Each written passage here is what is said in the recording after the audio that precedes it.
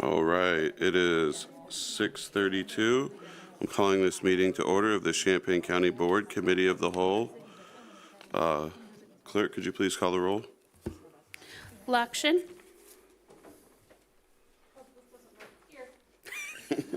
Michaels. Pugh.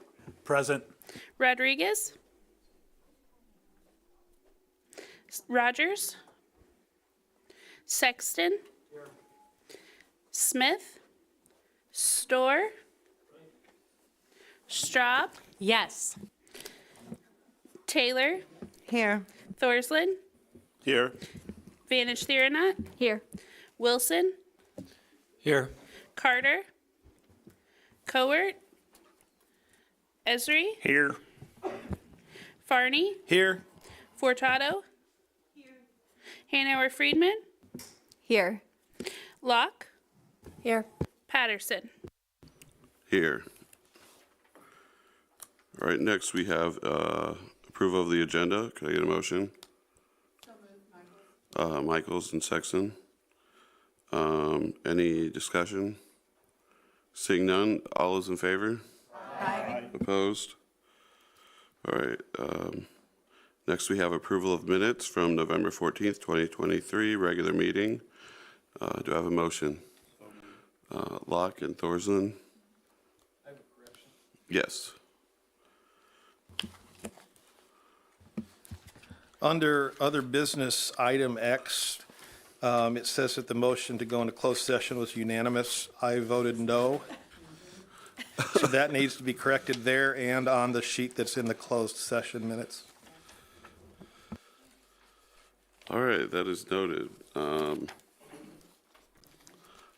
those in favor of passing the minutes as amended? Aye. All right. Next, public participation. I do not have any slips. Is anybody that wants to speak during public comment? All right, next, communications. Anybody have board communications? Diane?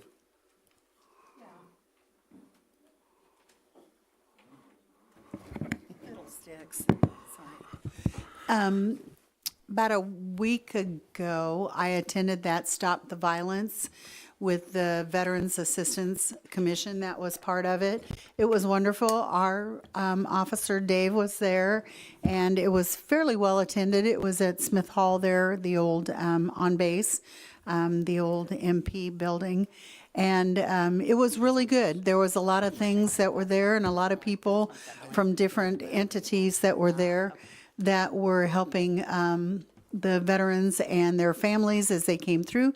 They actually registered everybody that came in also, so they do have names and probably at least an email or something to that matter. But I did attend that. Mr. Wilson was there also all day, and it was a wonderful event. So thank you for those monies that were put towards it, because it was put to good use. Thank you. Anybody else? Ms. Lakshan? Just want to say tonight is the 6th night of Hanukkah. Want to wish a happy Hanukkah to all those Champaign County residents who celebrate. Thank you.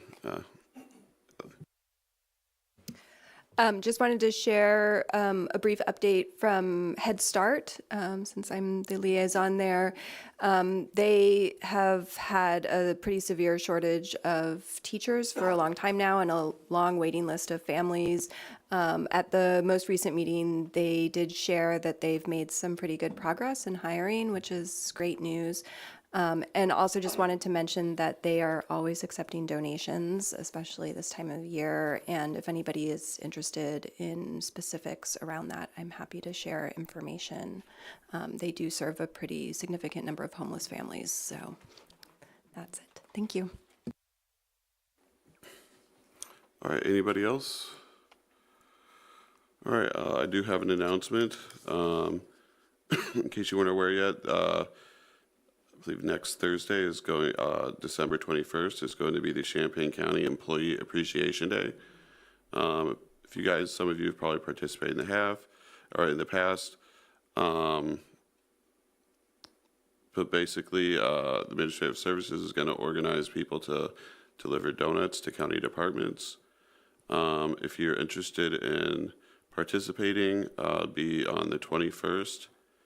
I believe meeting in the Putnam Room, and at 8:15, but make sure that you RSVP Megan. All right. Seeing no other communications, Justice Social Services. Thank you, Chair. We have a very heavy agenda tonight. First, we have our monthly reports that are available on each department's webpage. Probation and court services for October of this year. The public defender for November of this year. Emergency Management Agency, October 2023. Animal control, we are catching up with July, August, September, and October of this year. Item B, we have the Rosecrans Reentry Financial Report for October 2023. I don't know if this should go under other business or chair's report. So my other business is just, well, first I should say, does anybody have any other business for Justice and Social Services? No, okay. Kind of touching back on the monthly reports, and maybe Jeff, you could help with this, or we could coordinate with this. It's come to my attention that the VAC hasn't been doing monthly reports since about 2019, which predates me in this role. So, yeah, so maybe we could look at getting those, I don't know about caught up, but at least resumed. I do not have any items to be placed on the consent agenda. Thank you. Thank you. Help me understand this, which I totally am support of monthly reports from the VAC, and Dave Murphy is here. I don't know, Dave, if you want to mention about monthly reports or not, or do you? Now that you're on the spot? When I took over the office. No, you're gonna come to the microphone, please.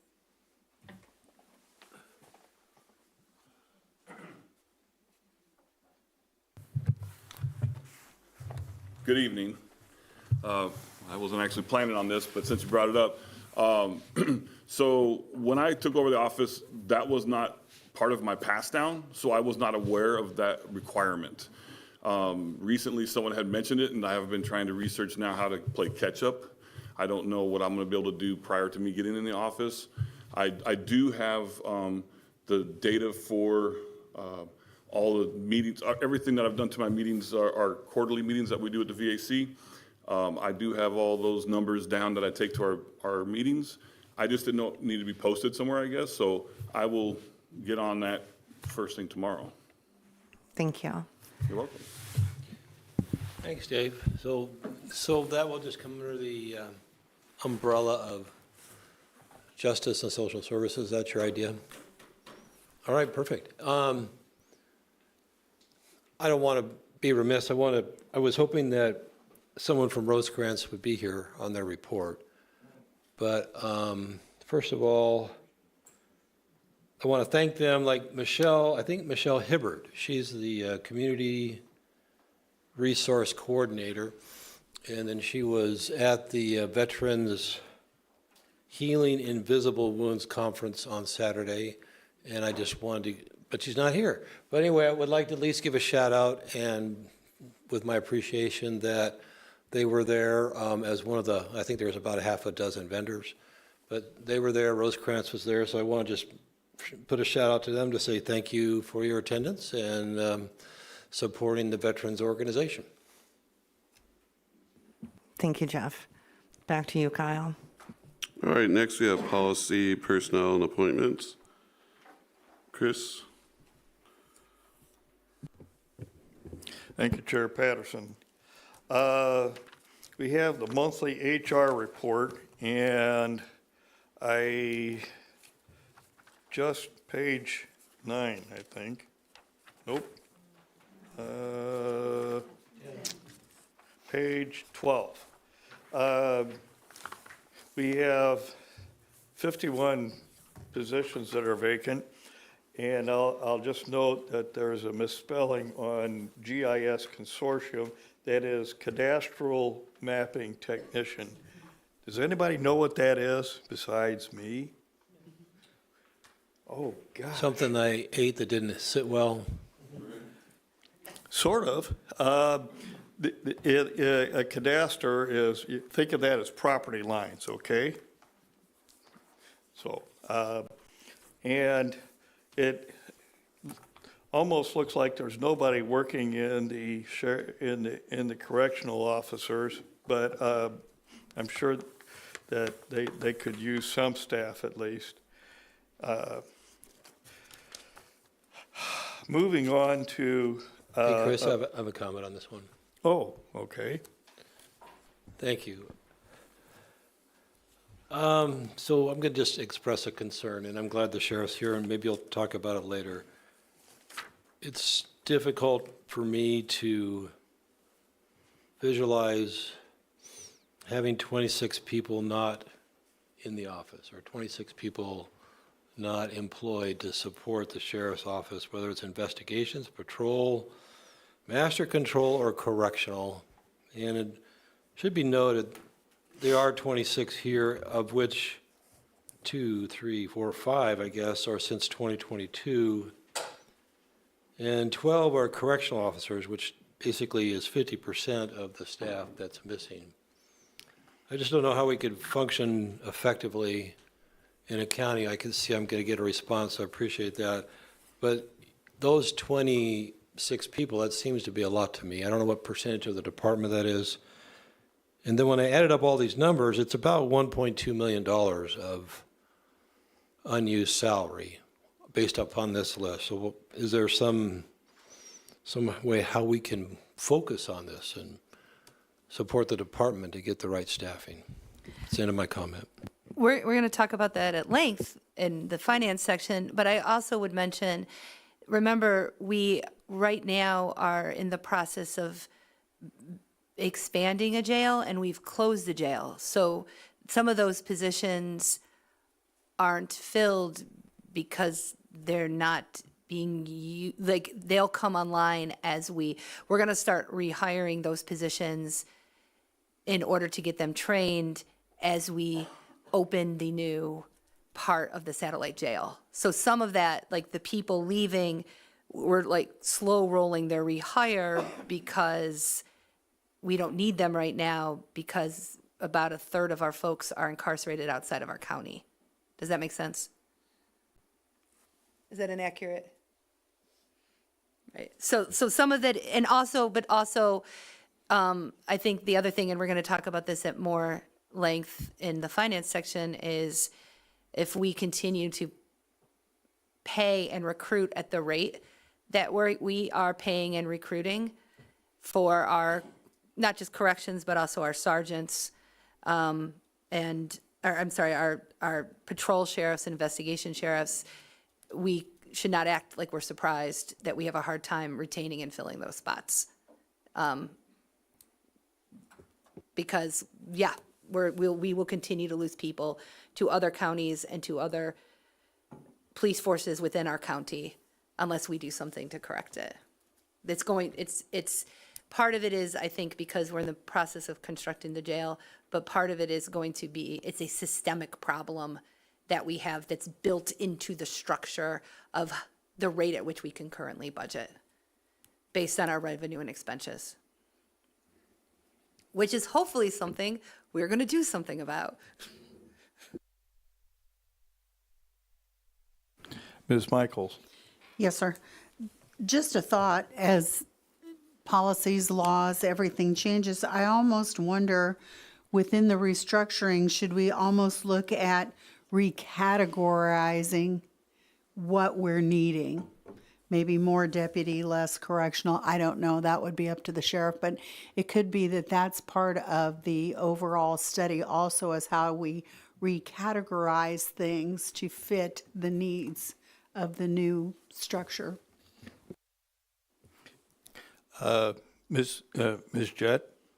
Yeah, so just a couple quick things. So unfortunately, by the time you get this data, it's almost a month old. So we actually, I believe, have filled all of the deputy sheriff investigation and patrol positions, I think starting in early January. Those are all filled. And just today got a last minute master control position paperwork through. And we had a run of correction officer hirings as well in the last few weeks. So it is not nearly as bad as this appears. This was definitely a low point, I think, but it, as I've seen in the last year, it ebbs and flows a lot, especially for the sheriff's department. And in terms of categorization, that's definitely, if that's something you want to talk about, we can, but that's just to give you scope. The deputies are outlined in ordinance, so we would need to address that. And those are two separate unions, so we would need to address that as well.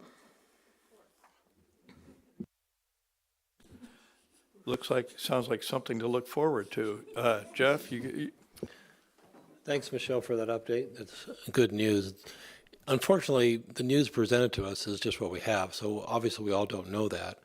So I'm glad we had the conversation, so now we actually have more updated information that we at least feel that we're going in, not feel, get rid of the feel, we know that we're going in the right direction as far as supporting our sheriff's department. So thanks, Michelle, for that update. And I really like this new format of the positions. You worked quite a while getting that together, so thank you very kindly.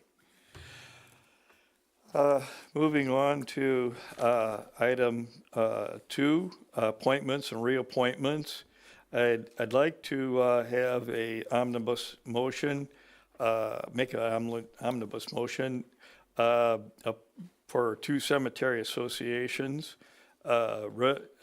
Resolution appointing Gary Musson to the Cross Cemetery Association, term ending June 30th, 2029, and a resolution appointing Cheryl Yearsley to the Yearsley Cemetery Association, term ending June 30th, 2029. Can I have a motion or a second? Ms. Lockshin? Thank you. And Michaels.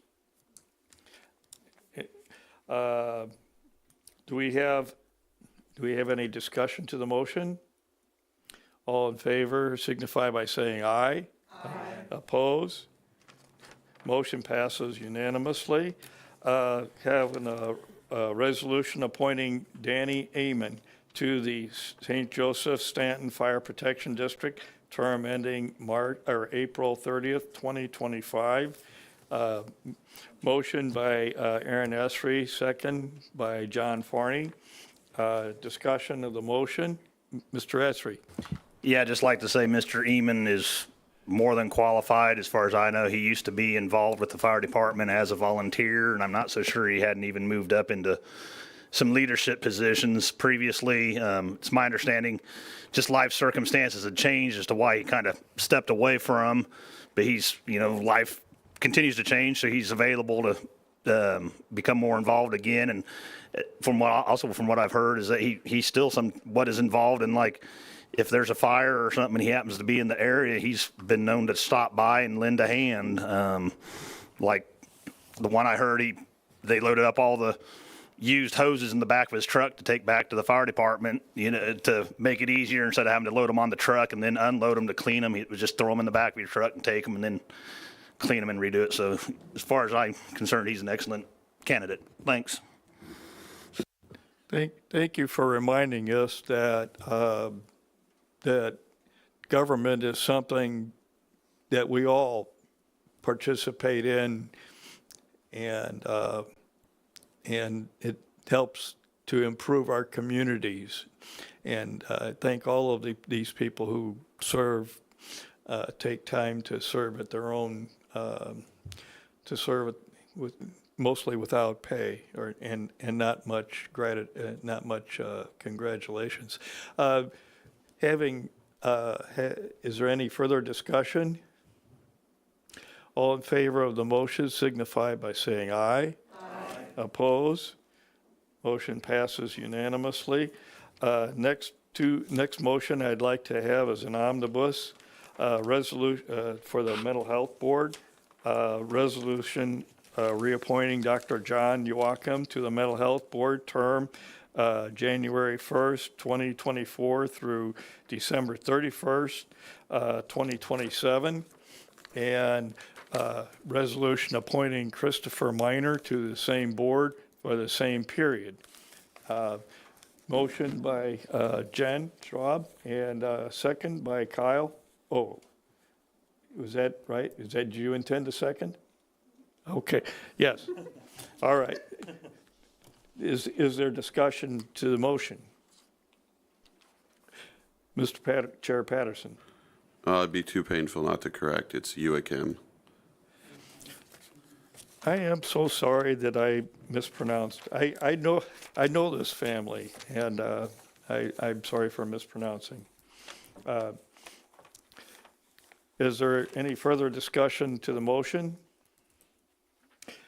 All in favor signify by saying aye. Aye. Aye. Oppose? Motion carries unanimously. The last appointment is resolution appointing Muhammad Ullah to the Champaign Urbana Mass Transit District, term from January 1st, 2024 through December 31st, 2028. Do I have a motion? Beth Van Ischteraanot, second by Eric Dorsland, trying to get everybody involved here. Thank you. Discussion to the motion. Seeing none, all in favor signify by saying aye. Aye. Oppose? Motion passes unanimously. There's some vacant appointments on the website. Next topic of discussion would be number 3, Job Content Evaluation Committee. Number 8, approval of the creation of the Junior Systems Administrator position in the Information Technology Department effective December 1st, 2023. Is there a motion? Ms. Lee Taylor and the other Jen? Locke. Any discussion to the motion? Boy, this is, all in favor signify by saying aye. Aye. Oppose? Motion passes unanimously. Next is approval of the creation of the administrative assistant position at the Veterans Assistance Commission office effective January 1st, 2024. Is there a motion? I'm looking for, oh, there we go. Mr. Wilson makes the motion, second by, did you raise your hand, Ellie? Thank you. Thank you. And second, is there discussion of the motion? And I'll note that Mr. David Murphy, the Veterans Commission Chair, is present. Would you like to speak to the motion?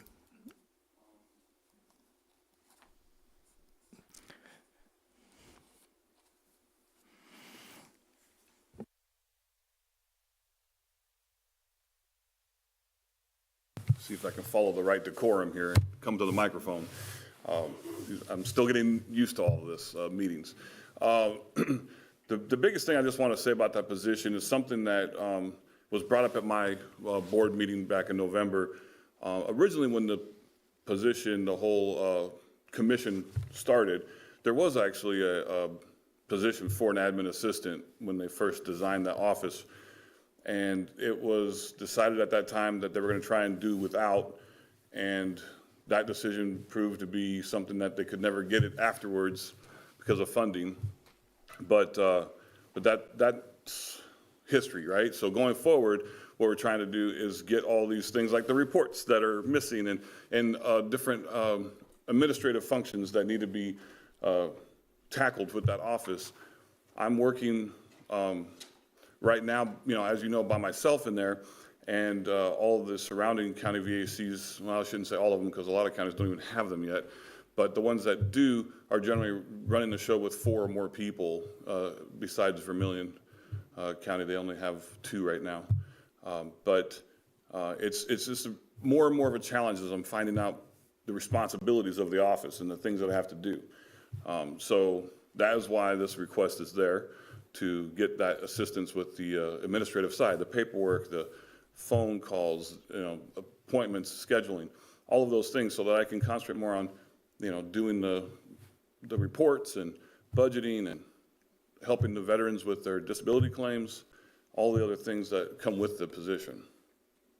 So that is why I'd like to see this through. I think that you're seeking certification as a veteran service officer, is VSO. Is that correct? I am accredited now as a veteran service officer. That came through in October. So I have been since October 22nd, I think was when I got the word that my accreditation came through. And since then, I've helped about 30 veterans and their family members with claims, whether it's for burial or markers or for disability claims. It's been pretty active over there. Would this new position person seek accreditation as a veteran service officer? Initially, that's not the intention of the position. I don't know how much more training, that would be in another school that person would have to go to, just like I had to end up going to it. That's not what's the mindset right now for that position. We're just trying to get the administrative function stuff all caught up. Now, once that's all caught up, if we find that we're still getting swamped with a lot of requests for disability claims and requests for more VA contact, I guess you would say, that may be something down the road, but that's not been anything talked about to my commission yet. I guess since we've got you here, how are things going in your working relationship with other veteran service organizations around the area? That's actually been really good. I've reached out to a lot of veteran, not just the Veterans Assistance Commissions of other counties, but also with some of the veteran offices, if you will. Ford County has a Veterans Information Center. I just went over and met with them the same weekend as the Healing Invisible Wounds Conference, and spoke with Rebecca, I believe is her name up there, and she's got a lot of information. She now knows that I exist, because before I met her, she had no idea the office had been there for, I think the office stood up in like November of 2012, and she had no idea that it's been there. So that was one of the things I wanted to accomplish going to see her. But also, she's letting me know that a lot of veterans coming to see her, since they don't have a VSO, they didn't realize they could come to see me if they needed to. Now, that being said, I know our county's funding my office, to be there. So I'm trying to work out a schedule or a way to help veterans as I can without taxing my time with people from out of county if there's our county veterans that need assistance.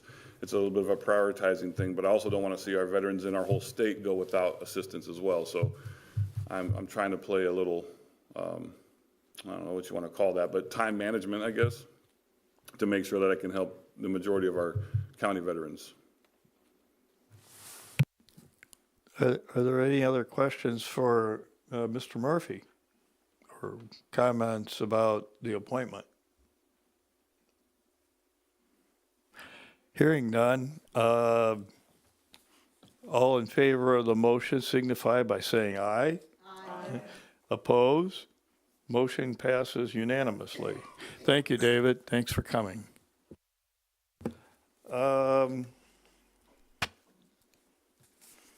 Okay, the monthly fees report is in the packet, and the broadband, next item would be county broadband task force appointments. We have 3 positions to be appointed. Only one has been designated, and that is Ms. Bailey. Cripes. What is Bailey's last name?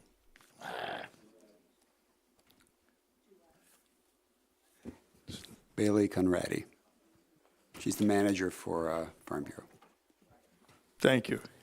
And we're still awaiting suggestions for appointments for 2 other people on the broadband task force. Mr. Esri. Yeah, it was discussed at caucus, and I believe Mr. Wilson is willing to step forward, and we believe Mr. Smith would be willing to serve as well, and that both of those appointments would do well on the committee. I know Mr. Smith is not here to speak for himself, but we believe he'd be willing to serve. We've appointed Ms. Michaels in her absence previously. Okay. Is there, do we have to vote on these appointments, Chair? Aaron? So I would make the motion to appoint Bailey Conradi from the Farm Bureau, and I assume, do we need to designate the chair? If she's willing to make her the chair, and then to appoint Mr. Mike Smith and Mr. Jeff Wilson from the Republican side of the aisle, however you want to put it, but to the broadband task force. Thank you for making that motion. Can we have a second? Ms. Michaels, I don't think you've had a chance to, so we're going to get everybody on the, there. So Ms. Michaels, second. Is there further discussion of the motion? Mr. Wilson? Ms. Michaels and I were arm wrestling at Bunny's, and I lost, so no. Anyway, I'm happy to serve on the Broadband Committee. In my opinion, and I believe I'm quoting the chair of the Finance Committee, this is good. This may very well be one of the best things that we're doing with some of the American Rescue Plan Act funds. And I think it's going to be an invaluable help to the rural community.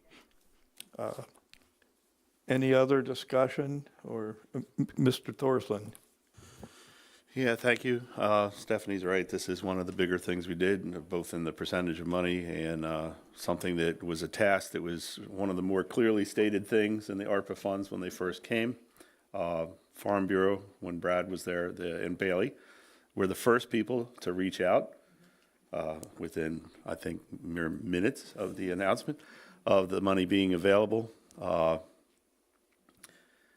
We heard some comments in a meeting last time we were here at County Board. Things got heated. There was some stuff that was just horrible said, but some other things that were said that I took a little umbrage to, thinking about things like this, that what does the county do for us? They don't do anything for us out here. This is exactly what we do.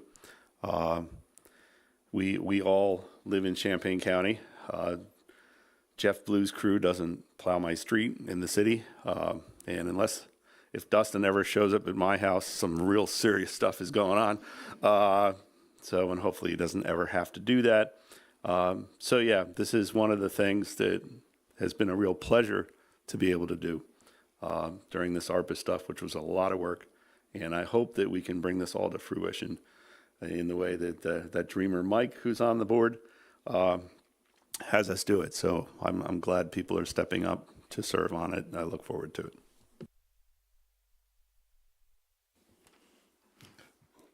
Thank you, Eric. Is there any further discussion or amplification?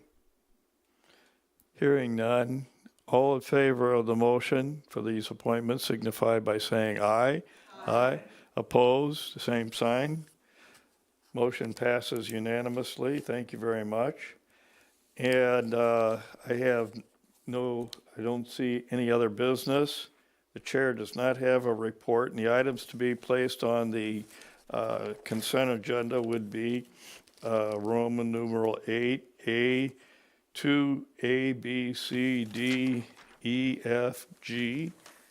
Oh, F, no, not G, F. Item 3, A and B, and item C, number 1, item we just voted on. Those are all on the consent agenda. Chair Patterson, that's the end of our business. Thank you. Next, we have Finance. Stephanie.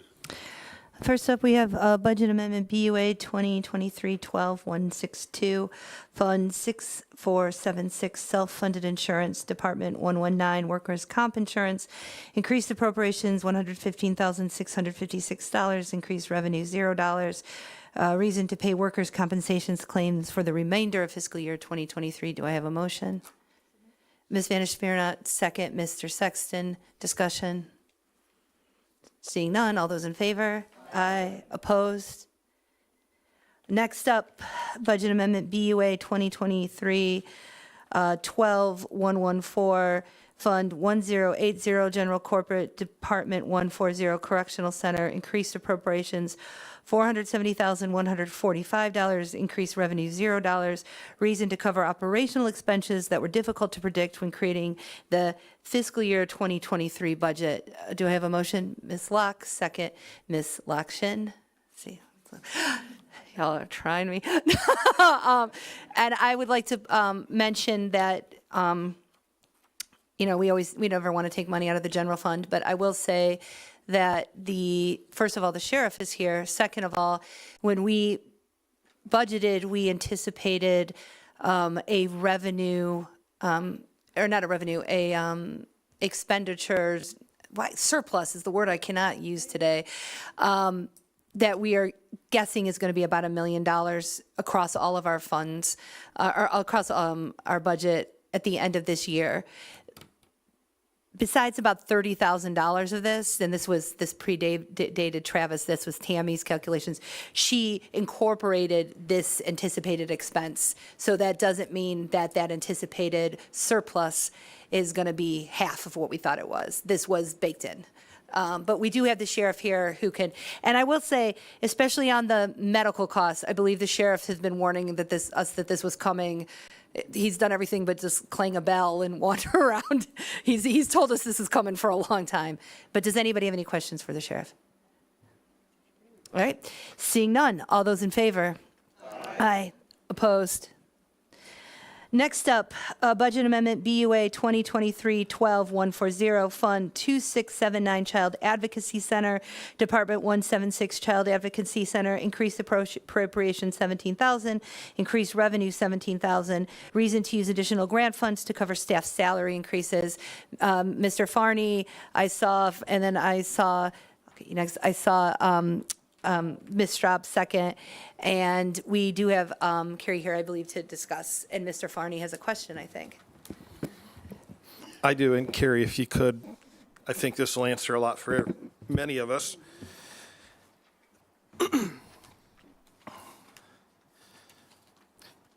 So these are kind of standard questions we ask anytime we get grant adjustments to things. Is this a grant that's going to be ongoing that we're going to continue to get for the foreseeable future, or is it a one-time, just this year in 2024, we might not get it?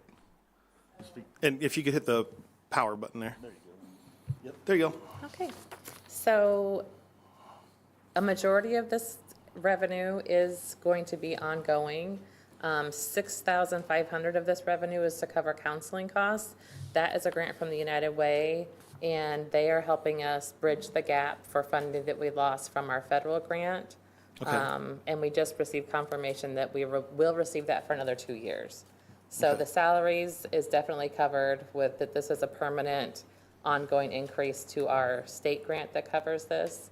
And then the $6,500 for counseling is to make up for the loss that we had from our federal grant decrease. Okay, so the salaries are that part is covered by state grants. That's going to be It's a permanent ongoing. Increase, yes. That's what I needed to know. Thank you. I believe we have a new grant person who has started. One of the things that I would like to do is, and I actually have an example of a form like this, maybe make a standardized form that for all of the grants we receive, because we receive grants from a lot of different departments, where we can look, where like it'll be like, is this ongoing? You know, is there space that is required to this? What is the match that's required? You know what I'm saying? Like, is this annual? Like those kind of questions, so that like, because grants are awesome, but we also want to make sure that we incorporate any impact that sometimes grants have an impact, sure. Right? So, and thank you so much for coming tonight, Carrie, so that you can answer that question. I will definitely add that, but I also just want to reiterate that the CAC is fully grant funded. The county does not provide any funding to the CAC.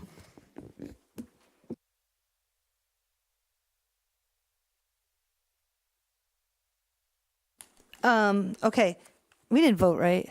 Okay. Any other discussion? Seeing none, all those in favor? Aye. Opposed? Okay. Next up, if it's okay with everybody, I'm going to do 1 through 12 as an omnibus. Thought I did this last week.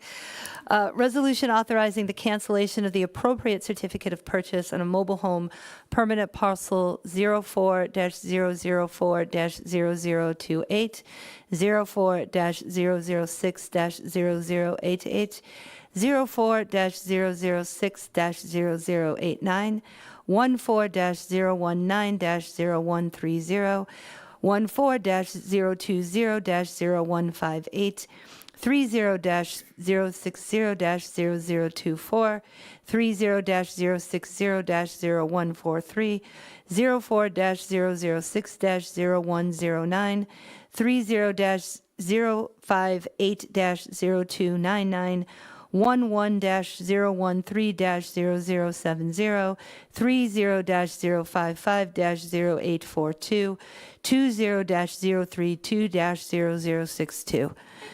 Do I have a motion?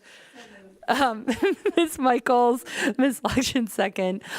Discussion, seeing none, all those in favor? Aye. Sorry, opposed? And Beth gets the prize for making my night. Auditors' reports on the website through October. Circuit clerk has 2 items. Circuit clerk is here patiently awaiting us. Ordinance revising civil fees to be charged by the clerk of the circuit court. Do I have a motion? Mr. Farney, Ms. Hanauer Freeman, second. Discussion. Yes, Mr. Farney. In reading the circuit clerk's memo, I would like to make Yes. an amendment or a change to the clerk's certified mailing fees to $20 to Yes. cover those costs. Yes, we discussed that in our caucus as well, and we're on board, so that's great. Okay, so discussion on that amendment? Seeing none, oh, Ms. Megan? Can you clarify where that is? Oh, sorry, yes.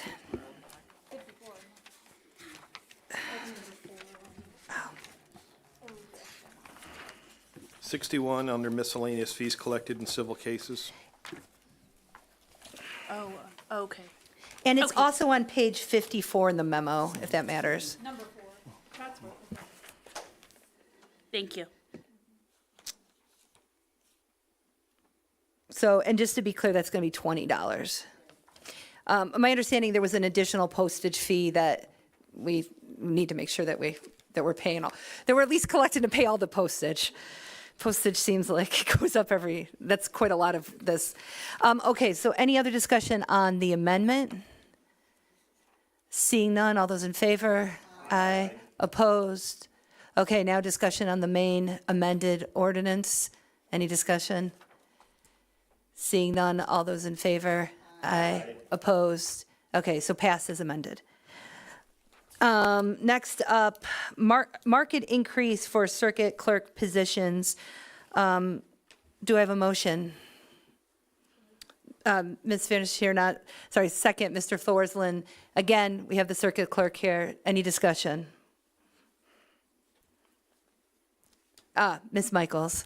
I thought you were about to get away, Susan. Yeah, she will. But just really quick, I've got to say that always Clerk McGrath, she's done a very good job informing us beforehand, and I certainly appreciate, and I'm sure that my fellow board members appreciate that we keep our questions concise and to the point because of your explanations, and the sheriff does the same. So thank you.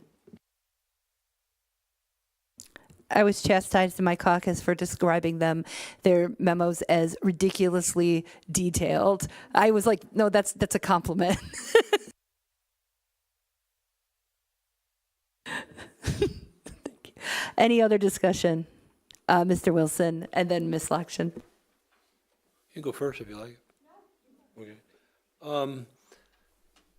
Remind me, I thought we weren't, and maybe I'm in the wrong page here. I thought we weren't going to talk about any increases until it was like capturing the entire county, right? We gave that one provision for the judge. Not that I'm opposed to this. My question is, I thought we had already decided we were going to wait. Is this something different? Mr. Lakshin, or Mr. Wilson, for once, I am in, that was my initial response to this. I said, I thought we were waiting. No way, we're thinking the same on one item? I'm telling you, it's a wild day. What my understanding is that, and I could let Susan or the admin describe this, is that she's lost 8 people, and my understanding is another person today. So 9 people.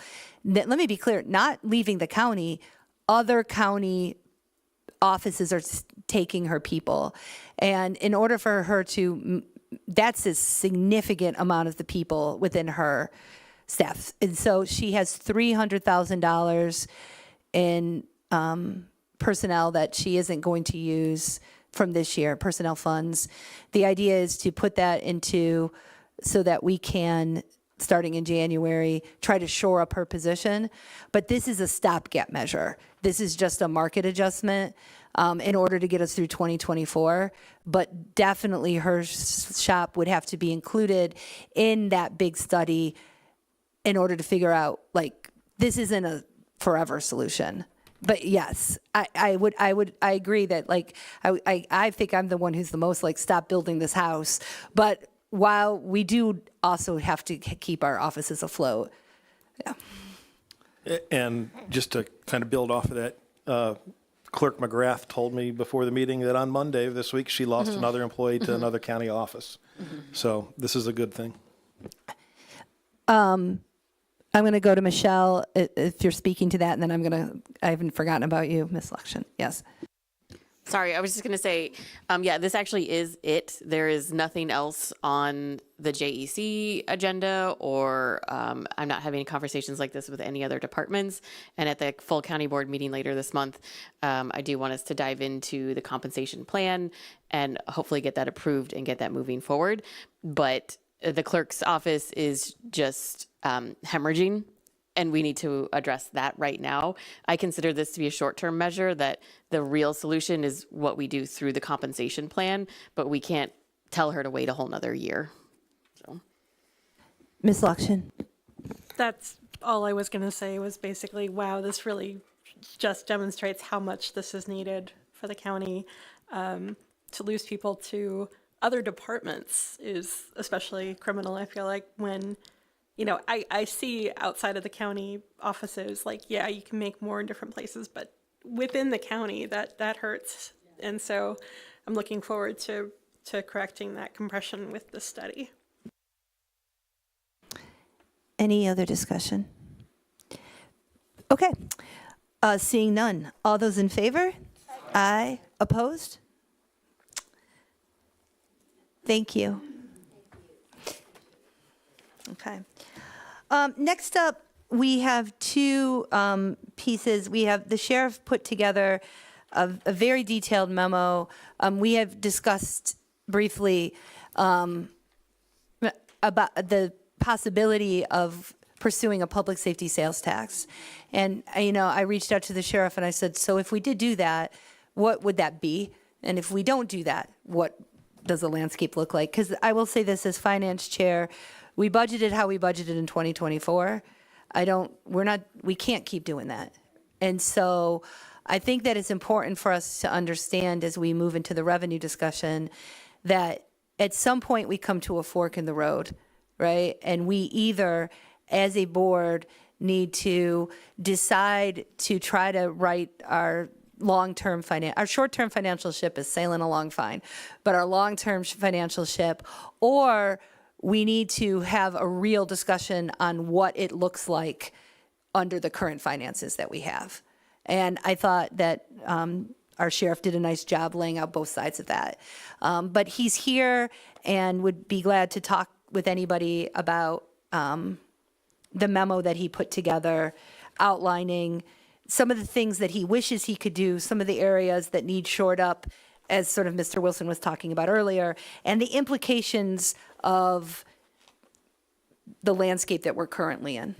But I didn't know if anybody had any questions or comments or wanted to dig in any deeper with the sheriff. Mr. Wilson.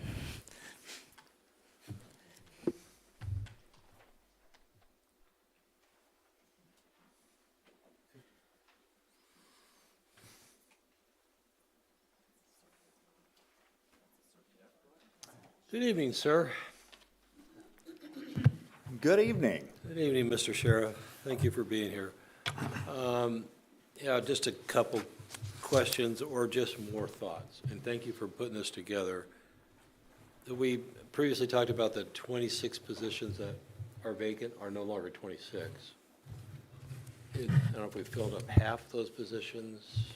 What was the change on the positions?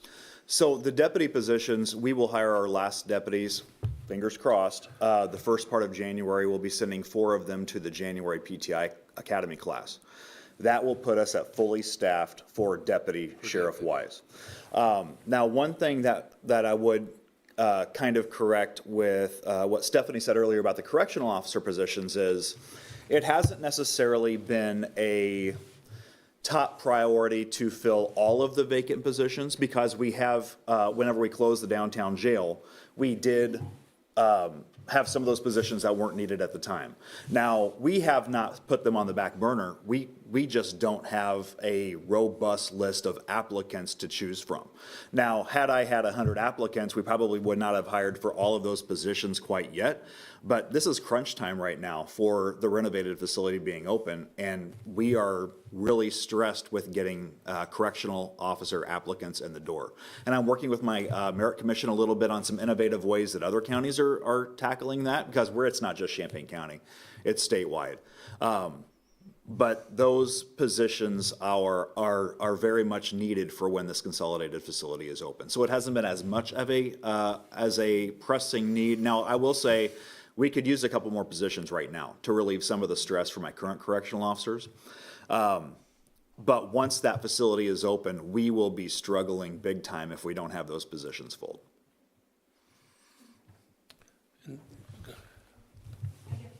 I should also say, I know you've been working really closely with the admin staff. I think like y'all even are like making like a video, like recruitment tools specifically geared towards corrections, and that corrections was one of the top priorities in that sort of recruitment effort that we've put together. So yeah, I hope you didn't think I was trying to say like we weren't trying to fill those positions, but I know that you were focusing on the deputies.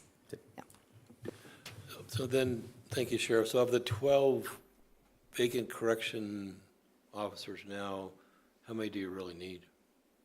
We need 12 or 12 we need plus, 12. or? Well, see, the interesting thing right now is that we have an idea of how the consolidated facility is going to operate, but we're not close enough to really know this is how many correctional officers we'll need, for an example, in the mental health pod.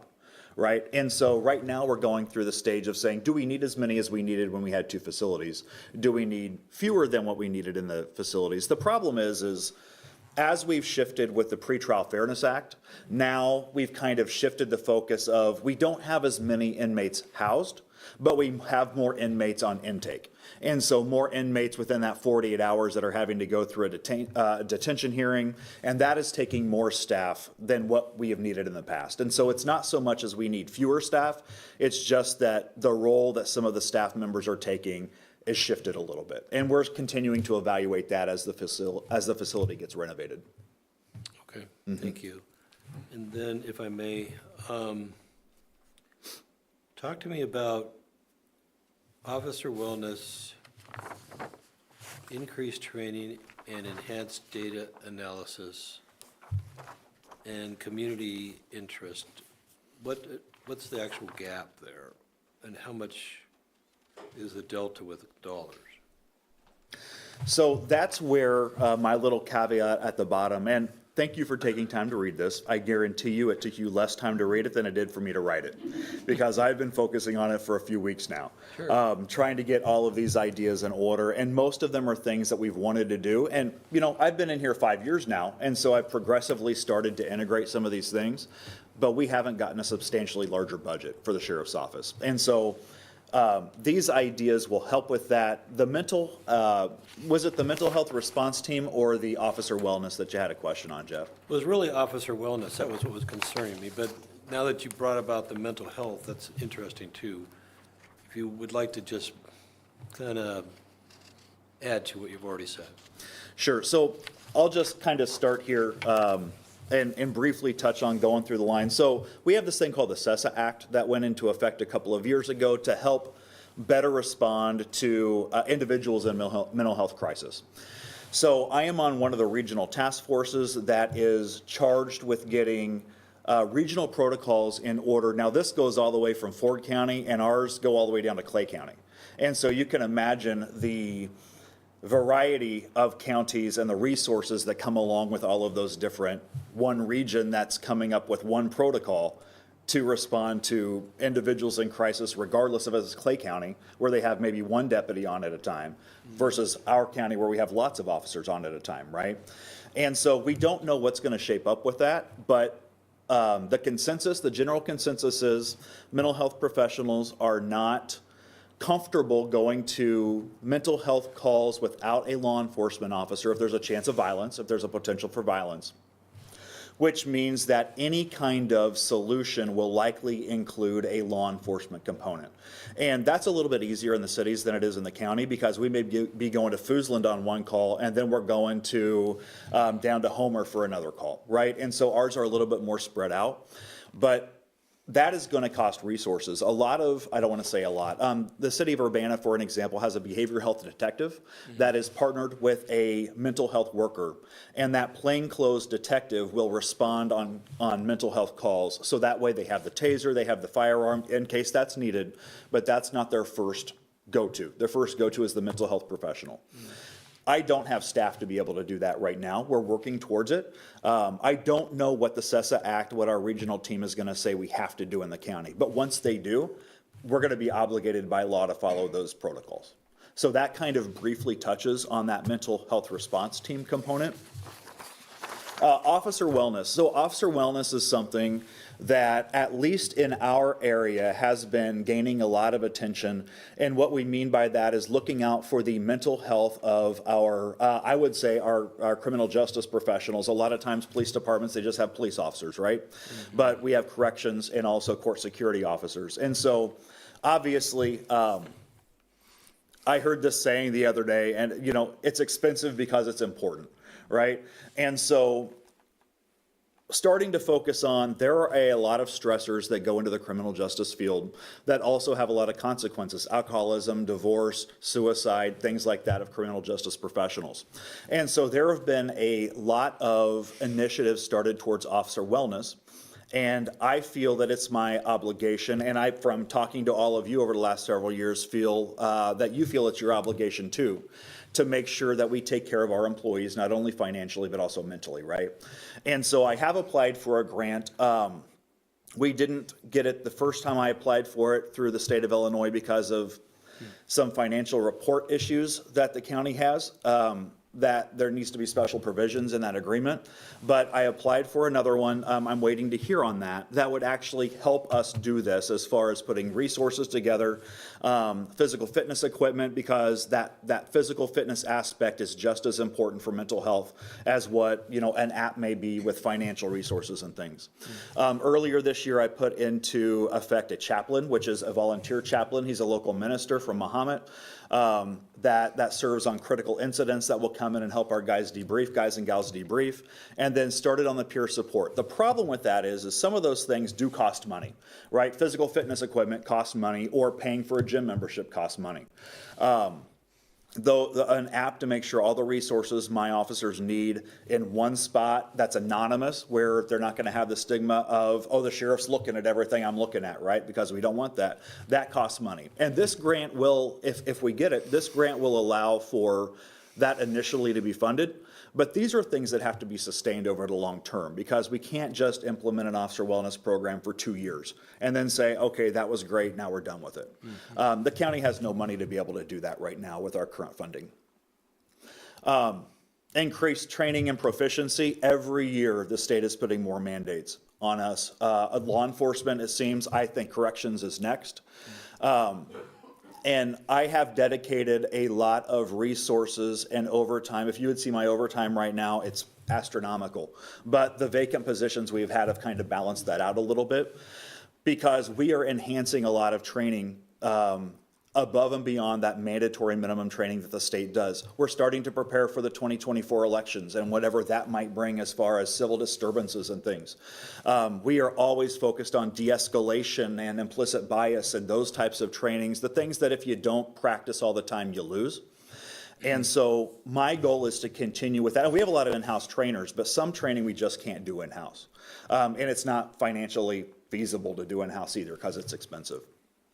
So those training and proficiencies in the long term are going to lower the liability of the county. They're also going to increase the relationship we have with the community because we're going to be more approachable. We're not going to use force every single time we come in contact with somebody who maybe we could. And I've said it before, and I always say it, I think my deputies are some of the best communicators of law enforcement officers because we may be faced with not having backup for 20 minutes, whereas in the cities they may have backup in 30 seconds. So we're already doing a lot of those things, but we don't want to focus on just minimum training for our deputies, for our correctional officers, for our court security. We want to focus on making them the best proficient officers serving our county as we can. That increased revenue would help us do that. And I don't mean to be going really fast, but I'm also cognizant of the time and the information I've put in the memo. Data analysis. We didn't have a data analyst until I believe 2019 is when I brought Lucy on.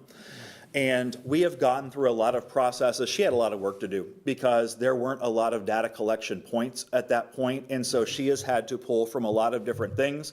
Those of you who have been on the board for a while now, realize that in every annual report I'm saying, hey, just to compare apples to apples, these numbers are a little bit different than last year because we've had to kind of evolve in the way that we're collecting data and then presenting that data out in the community. I want people to know what we're doing out in the community. We have a very basic data portal right now that's public facing. That's countywide through our report writing system. We can do so much more with that information. We can make it interactive. We can automate all the processes. So now Lucy isn't drawing things from 15 different places. Now it's all kind of categorizing it for her. And that in turn helps me and my leadership staff make those operational decisions. Where do we need deputies at based on call volume, based on time of day when calls are happening? That is a very, we use that data now, but it's a very labor intensive process. And it has the opportunity to be enhanced astronomically simply by investing some more resources in that. Lastly, community initiatives. I'm not going to lie, we do a lot of community initiatives. Recently, we did Shop with a Cop, where we spent $3,700 on 22 kids to go out and shop. We gave their family, we worked with the FOP to give their families food vouchers so they can have a good meal on Christmas. And things like that. All of those things can be enhanced. That is just kind of, the ARPA funds have helped us to get off the ground some of those programs that we've really helped us focus on community engagement. ARPA funds are done. And so now it's all fundraising for ourselves, which we're starting to do. But these initiatives are going to be as good as the funding we put into them. So there's probably going to be a little bit of all of these that we do. But we're not nearly going to be able to do the due diligence for them unless we have money to invest in that. My estimate was $300,000. But again, that is really a ballpark of thinking, Cadillac version of this, Cadillac version of this. This is really where we could go with these initiatives if we have the funding to be able to invest in it. Thank you very much, Sheriff. Mr. Thorson, but first I wanted to respond to the one thing, especially I think that the data analyst was specifically something that was asked for by, and this is kind of going in the way back machine, by that racial justice task force that we had a long time ago. And it was I remember for sure it was Mr. McGuire, I think Mr. Patterson, myself, I don't know, maybe Mr. Stewart, we sat down and had a discussion and we looked at that entire study and we said, what can we do? Like, what could we actually implement that could have an impact? And we all agreed that data analysts would be an easy thing that we could do that could position the sheriff's office to build initiatives and to frankly, to go after grants and things like that. The better data you have, the better you can position yourself for some of those things. And that was a really cool moment of sort of bipartisan ability, and it's exciting to see how that position has developed. And I also think it shows the public that we heard what that was something the public asked for, and we implemented it, right? But as Dustin was saying, what's the next step, right? And I also just wanted to say I really do appreciate you thinking about the mental health and well-being of employees that often are in really traumatic situations.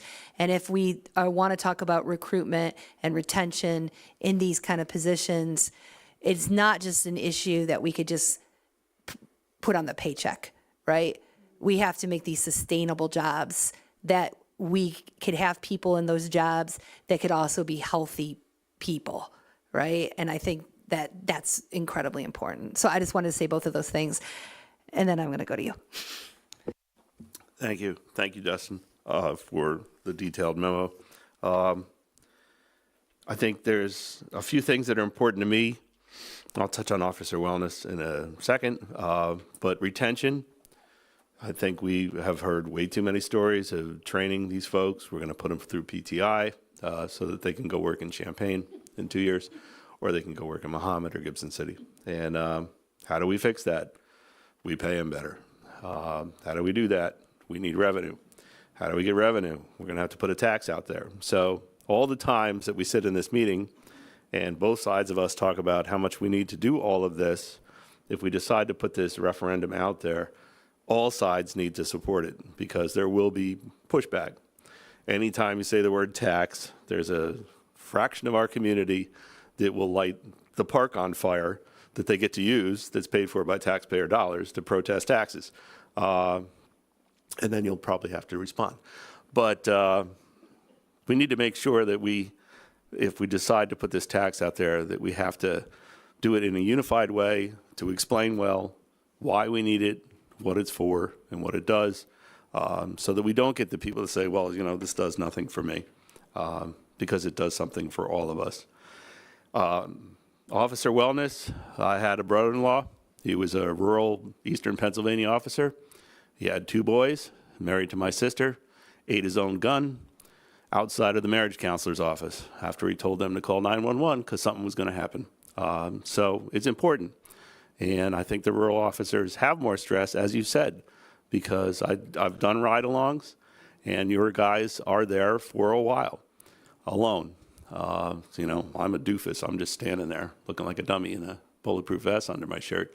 And they do a wonderful job of talking people down in the experiences that I've had with them. So I definitely want to see that. I think that the only way we're going to sustain that and to keep people and also take care of the people we have, it's not just retention of the people that we train, but the retention of the people that are already here, is to increase our revenue, which is a horrible, terrible word because it has the word tax in it at some point. But I think we need to go forward with that. I think it's important. Ms. Luxton. These all look fantastic. Your whole memo is fantastic, as others have said too, very well laid out. I think my question, concern, and I'm supportive of public safety sales tax as a way to increase revenue and funding for the department. I just want to know that these initiatives are a priority too when it comes down to, going back a few pages here to the budget shortfalls that we had for the medication and for the food and for the other things, which I know we have to cover. I want these things too, and I want to know that they're, and I think based on the way that you speak about them, the passion that you've put into the memo, into your words, that it's a priority for you too. I just want to know that these are all realistic initiatives that we can do and that we can talk about when we go to the public and say, this is why we think this is important. It's not just about more officers. It's about making sure that the officers we have are healthy and that we have mental health services that we can offer and things like that. Like, I want to be confident in talking about this to my constituents. That's a very good point. And hopefully over the last 5 years, I've proven to you that I'm not just going to sit up here and say, oh boy, I would do this, this, this, this, and this. I think you give me money and I say, okay, never mind, right?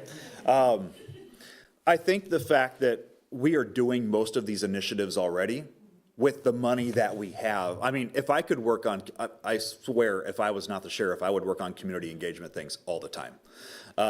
Because I love that aspect. What this will do is, Obviously, this is a bad example because it wouldn't go into effect next year, but next year, instead of 22 kids that we're helping with Shop with a Cop, maybe it's 50 kids we're helping with Shop with a Cop. Back to school barbecue, where we give out school supplies, maybe instead of 150 backpacks with school supplies, we're giving out 300 backpacks with school supplies. And so that's really where that money thing comes in at. Because I tell you, after we put a few Facebook posts on the Shop with a Cop thing, we had Ameren reach out and give us $3,100 yesterday, I think, towards next year's Shop with a Cop. And so people want to help with these things. But again, it's not sustainable to the point where we can guarantee they're going to happen unless there is funding there that we know is going to come, because those donations may not always be there. And so hopefully the fact that how we've done them and we've been successful will at least help show what we could potentially do if there is even more money to be able to do those things with. Now, I don't want to minimize the personnel needs, right? Because even 2 weeks ago at the county board meeting, we had somebody come up and say, I never see a deputy in the rural part of the county, right? Well, there's a couple reasons for that. Hopefully we're there when people need us, right? But less things happen in the rural parts of the county until they happen in the rural parts of the county. And the likelihood of shootings and things like that, robberies happen, are more in the unincorporated areas of Champaign and Urbana. However, with additional funding and additional deputies, we can absolutely have more than one deputy covering, 500 square miles, maybe in some case, because things don't normally happen in that area. So those are the things that I tried to highlight in my memo that really give advantage to the entire county itself. Now, I grew up in the country in Effingham County, so I know exactly what it's like to be served by a sheriff's office. You don't want to see him until you need to see him, and then you're like, okay, sure, right? Don't pull me over for speeding, but come to my house whenever you need me.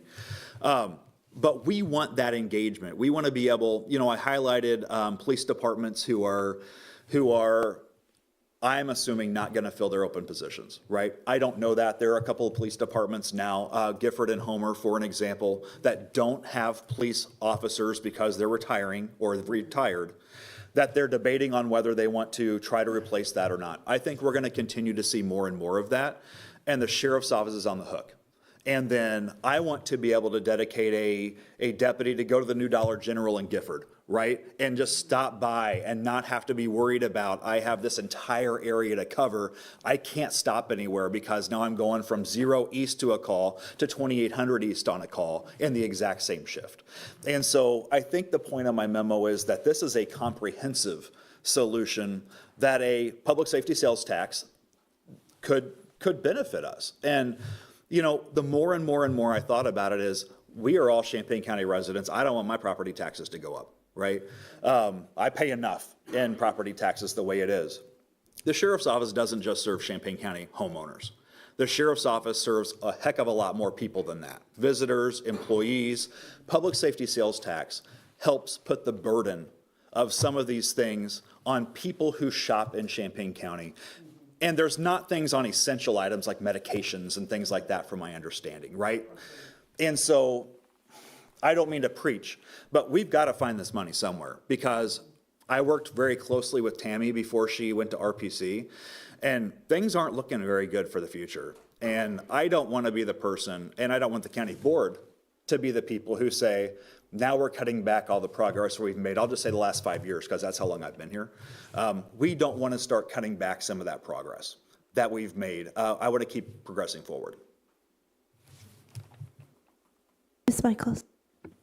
Can I just say, I appreciate the community outreach, but somebody that lives in the unincorporated area, I hear what you're saying, and I know we have to do something. And I think the easiest way to do it is if everybody does a little bit, and you're right, we can't increase property or farm ground taxes because it's enough. It's enough. But I also recognize that we are not represented unless we need you in that area.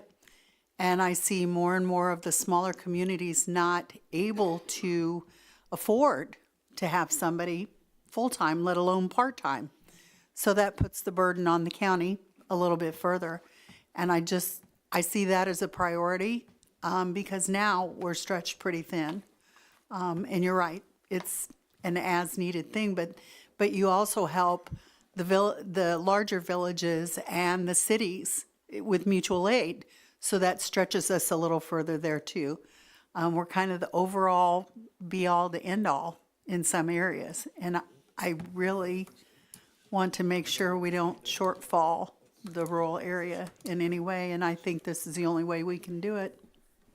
Yeah, the one thing I would add to that, Diane, is that there may be some increased revenue that we could get from the villages who want to contract with us, like we do with Savoy, Sodorus, Philo. But my best kept secret, and I don't know why I've said it twice in public meetings now over the last couple of months, but my best kept secret is that we have to respond to emergency calls in those cities anyway, in those villages anyways. So we need the resources to be able to do that, because regardless of how many deputies I have on at that time, if there is an emergency situation that occurs in an area in the county, including those villages that don't have representation or service, we're going. And we've got, you know, if we have one homicide, God forbid, it may take 20 deputies, including my investigators, days. And that's a lot of overtime, and that's just taking all of our resources away from us. And so one way or the other, I think we really have to look at our deputies and see what we can do. Ms. Traub. Thank you. First, it's very exciting to hear you speak about, you know, the potential of your department, and I'm very much enjoying your enthusiasm. One thing I just wanted to highlight, because it was exciting to me, is the idea of accreditation. You know, those of us who come from any kind of academia know how rigorous different program accreditations that we've been privy to can be, and I assume that these would be the same. And just holding yourself, or being willing to hold yourself and you know, your department to that kind of standard is just, it's very exciting for me to see as someone who lives in this county. So that I just wanted to make sure that got highlighted in this conversation. Thank you. Thank you. And like any of us who have been involved in accreditation know, it's not necessarily the amount of money it takes to be accredited, though that's a substantial amount of money. It's all the effort that goes into getting accredited, right? And up until now, before our infrastructure projects, I didn't really think it was possible. But with our major infrastructure projects we have in process right now, I'm looking forward to doing that, and that's one more way we can reduce our liability in the county, is knowing that we have an accredited body saying you are doing things right. Though we're doing things right, we don't have that accreditation saying that we are. Mr. Varney. Are we speaking just to the sheriff's memo or to both of them right now? Right now, we're speaking just to the sheriff's memo, because my understanding is we actually do have a presentation on the revenue side. Okay, then I'll hold my comments till later. I am going to just say one thing. I enjoy the positive conversation. However, I do want to point out that on page 70 and 71, there's the other side of the coin. And I want to reiterate this as finance chair, and I'm not trying to be like a scary person or whatever, but this is a either or decision. Do you know what I'm saying? That status quo is not where we are. The status quo isn't sustainable. We funded the majority of your collective bargaining units, I believe, at 7%, when we only cap when our revenue increase because of PTEL is 5%. That means we forever, in this last collective bargaining agreement, put ourselves increasingly underwater, and that was the only way to bring it in, and it was difficult to bring it in even under that. And it still puts us in a very uncompetitive place with other agencies that are around us. We're going to continue to have attrition. So I want us to be clear, like, and I want us to understand that, like, there is no do nothing. There is increase revenue or make hard decisions. And the nature of the county is such that dust inside of the operation, Sheriff Harmon's side of the operations, is so big compared to our budget that, to be clear, any hard decisions will impact his shop. There is no way that that would not happen because he's by far the biggest part of our budget. So if we got to get right, part of us getting right is going to be coming knocking on his door. So I want us, I like that we focused our discussion on the first 3 pages of the memo, but I want us to note that there is the end of page 3 and page 5 or whatever it is. So I just wanted to make sure we said that. And if everybody's cool, is it cool if we transition to Dustin, we might want you to hang out because there might be some questions that are related, but we did ask, and I believe that we focused this presentation specifically on public safety sales tax with a sidekick of PTEL, because we had a member who is not here, but who asked us for the PTEL piece. And that's all that admin was asked to do. So that's, I believe, what they're prepared to do. If you wish you knew about something else, maybe that ship has sailed. You should have asked last time. So.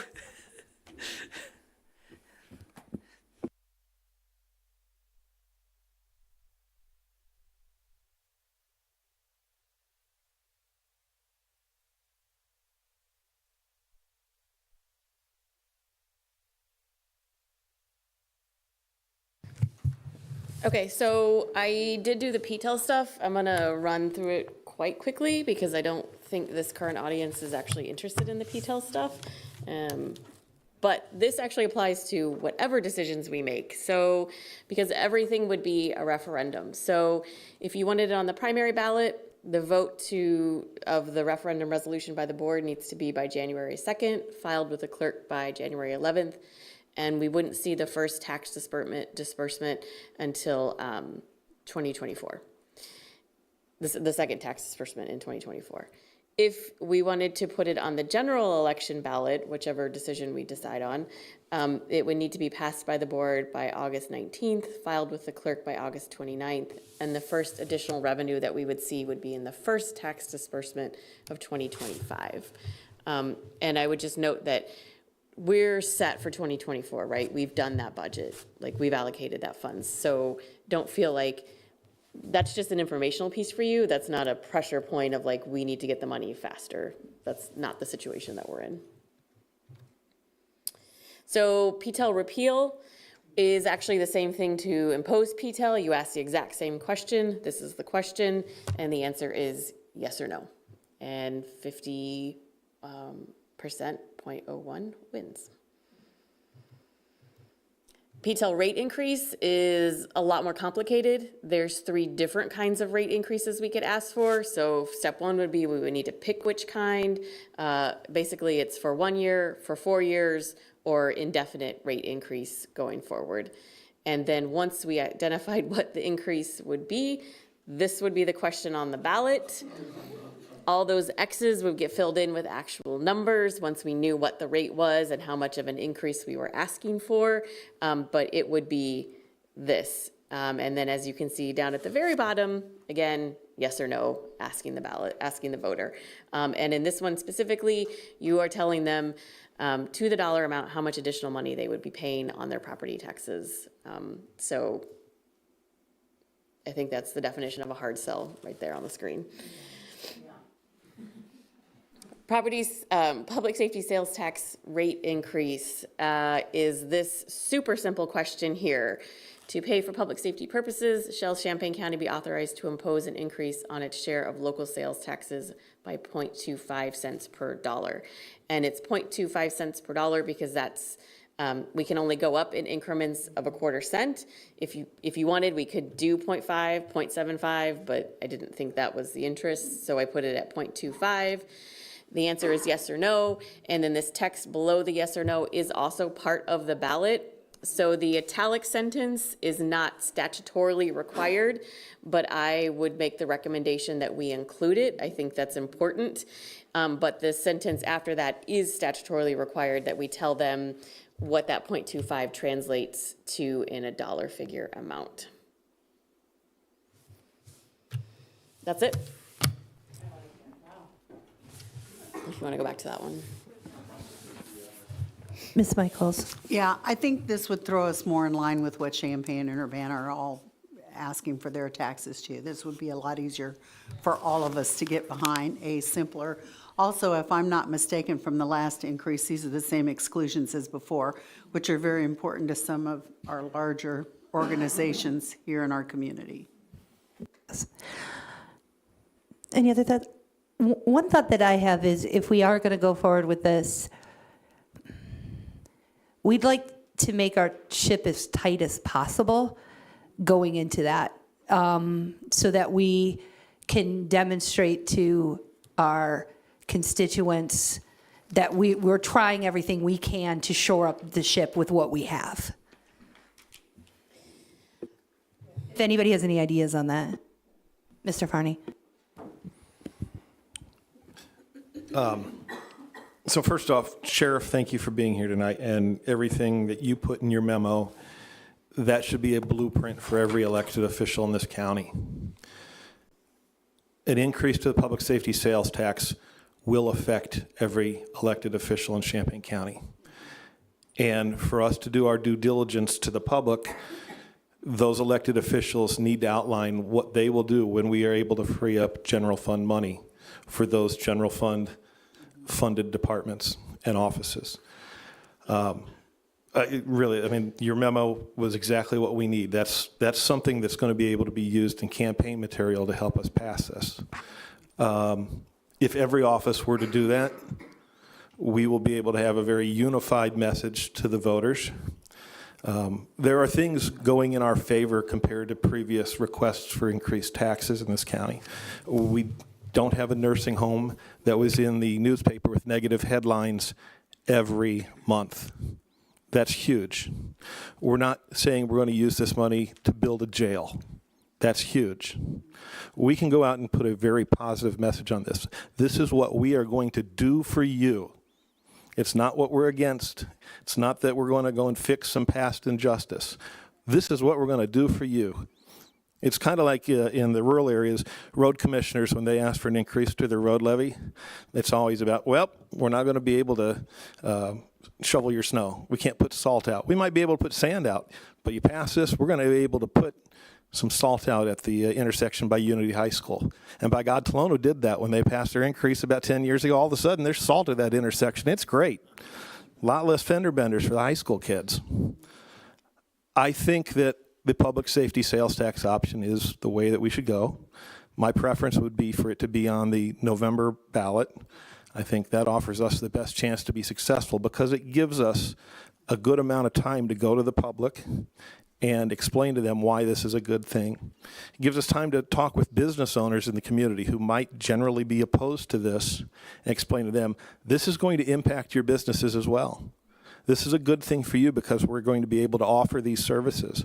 We're going to be able to offer more law enforcement options. We're going to be able to have mental health services through our law enforcement that maybe you've had issues with people showing up at your business and they just need help. We can do this now because we're going to have some money for it. So yeah, I think that, you know, I'm willing to publicly say right now I'll support this and I'll go out and work for it. So I think we're doing the right thing talking about this now, and let's get the language together, let's get our message together and be unified and go out and pass this thing. Thanks. I appreciate that.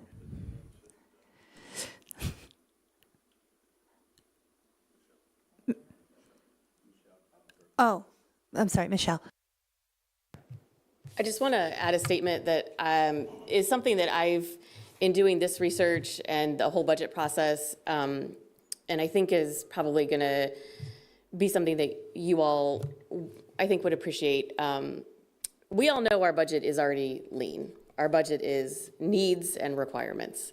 So when Stephanie's talking about, you know, demonstrating to the taxpayers that we've done what we can, I think that on the budget, we've done what we can. We regularly ask the departments to make sacrifices and make do with what they have. I think there's one area there, though, that we could revisit, which is a topic that has come up many, many times over the last couple of decades, and that is that we have 2 elected positions that are not technically required to be elected positions.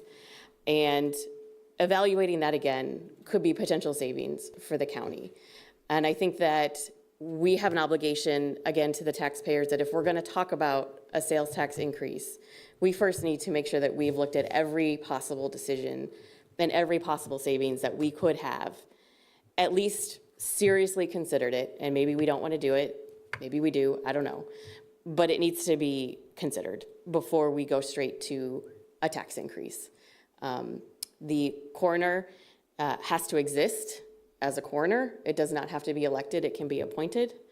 And the auditor could also become either appointed or those responsibilities could just be assigned to an existing position. It does not have to be a standalone position.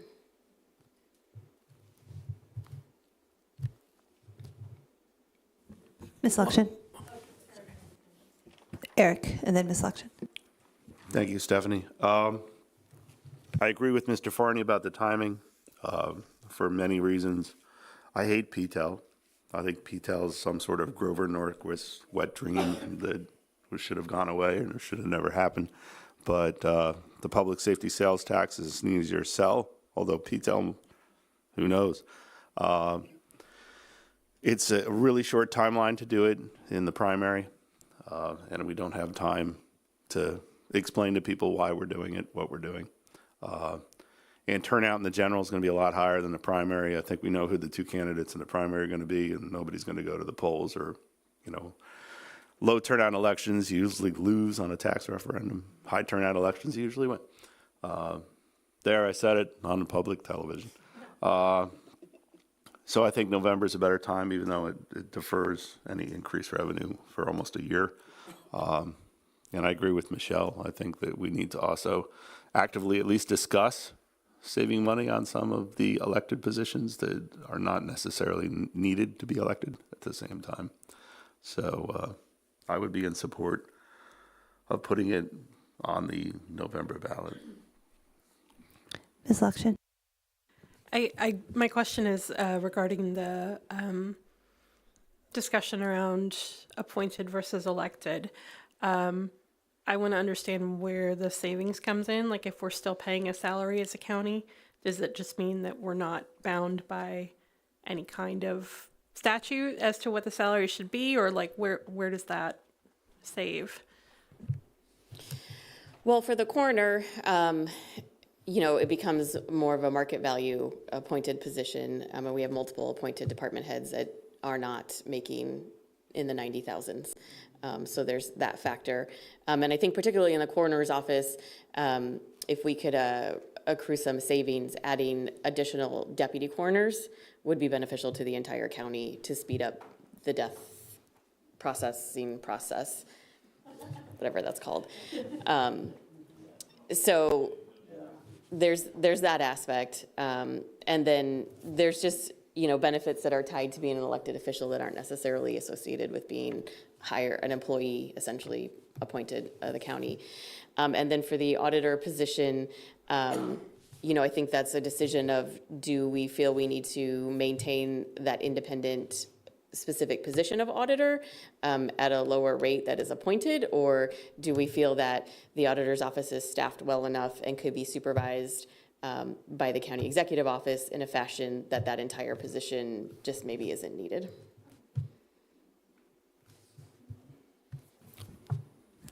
I'm sorry, Ms. Straub. I want to understand this a little bit better, Michelle. Are other companies, are other counties, sorry, it's late,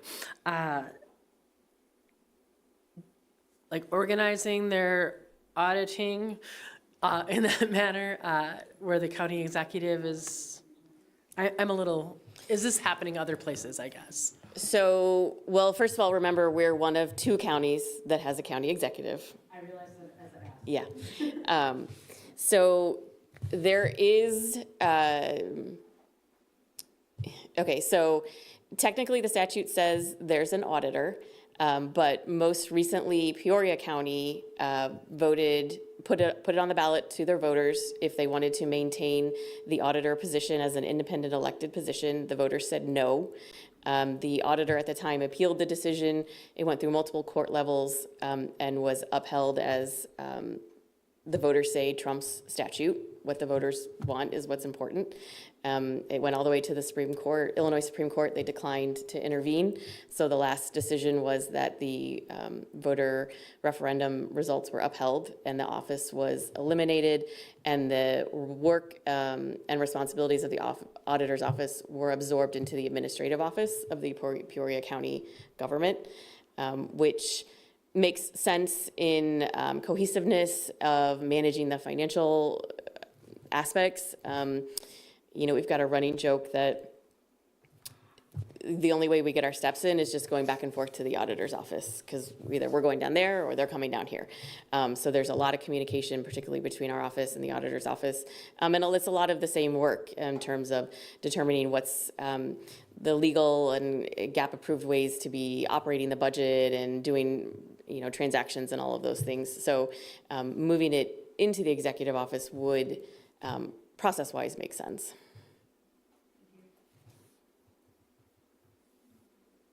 Ms. Luck. You may not know specific numbers, but my husband's an accounting professor, so I know what market rate for an auditor would be, especially an experienced accountant.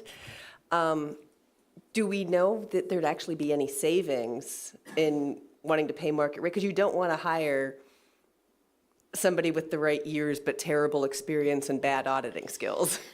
So to clarify, our yearly audit, the big audit that you're always hearing about, is done by an outside entity that we already contract with. So while our auditing staff and primarily the chief deputy auditor put a lot of time into preparing numbers and documents for them and then reviewing them with them, the majority of that work is done by an outside entity. And then we currently have 5 auditors in the auditor's office. So we can pay market rate, apparently, to some degree, and retain people. So I think that we've, at least fingers crossed, got that department squared away. So. Leah. Thank you. I had one question, but Jennifer just kind of made me think about, so basically what you're saying is, as far as the auditor's office goes, we don't actually need to replace the actual auditor because the deputies would just keep doing the regular stuff and then we would use our outside entity for the big audit.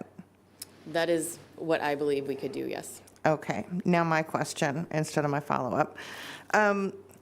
What is the timeline for something like this? Because these offices are both up for election this year. I feel bad if these people are going through the primary and everything, and then it's like, hello, surprise general, we don't actually want you anymore. You know what I mean? This is... No, absolutely. Campaigns take money and time. So I think, honestly, the most respectful way to handle this would, unfortunately, to make a decision sooner rather than later. And if this is something you're seriously wanting to ask the voters, that we try to get it on the primary ballot for next year, and then the terms would just simply end in 2026 as they naturally would. We just would not fill those seats anymore. 24. 24, sorry, 24. Yeah, sorry. Brett, and then Jen. Oh, good, it's working. What is our actual savings for both positions? Well, I can't tell you that until I know what our plan is. If we decided, if we do this, what are we doing instead, right? So I need to know, are we going to be, providing more money are we going to use the savings from the coroner's office to assist with more deputy coroners? Are we just putting that straight into the general fund? Are we going to have an auditor position at all? Or are we just going to eliminate the position altogether? So I would need those kinds of details before I could give you numbers on anything. Brett. Okay, so who would actually be in charge of the auditors and who would actually be charging the coroner? Is that the county executive? So there'd still be a coroner.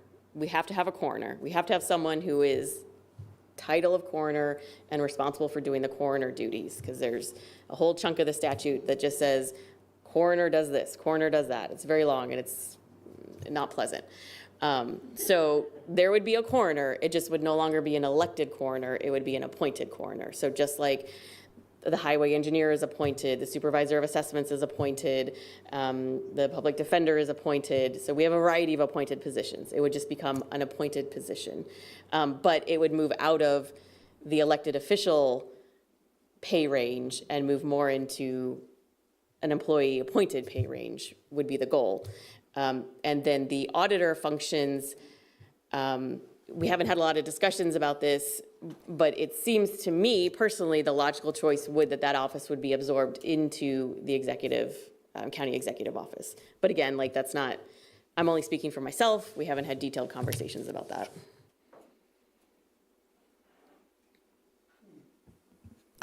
So I've got Straub, Hanover Freeman, and then Vinish Nearnut. So am I, That's the stack. am I to whoa. There we go. Am I to understand then that the deadline would be the same? Oof. Yeah, so if we want it on the primary ballot, the referendum resolution needs to be passed by January 2nd at the latest, so it can be filed with the clerk by the 11th. And the January 2nd is a statutory deadline. Like, it's not like we could pass it on the 9th and then file it by the 11th. It has to actually be passed by the 2nd. Point of order, we're talking a lot about a different referendum than a revenue issue. At another meeting. Okay, so that is not a bad question. Is there interest? I do think, I forget who said this, I think it was Leah, that if we are interested in doing this, thinking about the primary, just there are people that are running for these positions instead of the general would be decent, although that is a very collapsed timeline. Would you all want me, or would you all want to just have this as an agenda point at the full board meeting? Ms. Lection? There's actually coroners on the primary ballot, so it seems we would have to if that was to be discussed.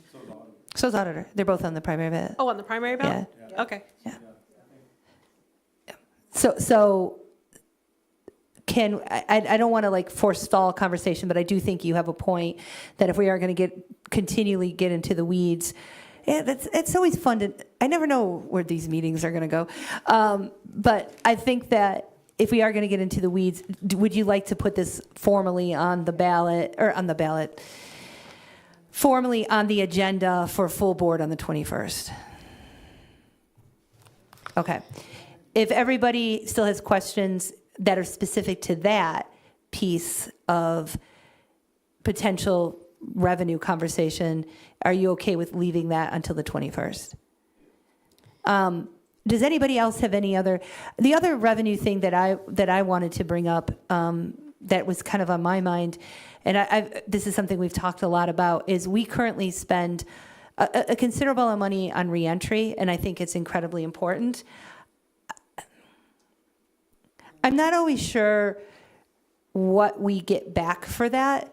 And I think that I want us to continue to do reentry.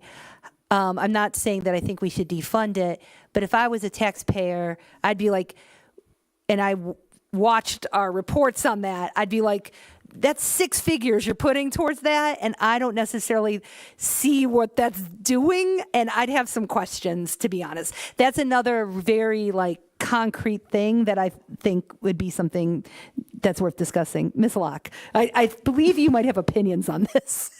I do. And working on reentry was how I got convinced to be on this board, actually. So as the person who's on the reentry,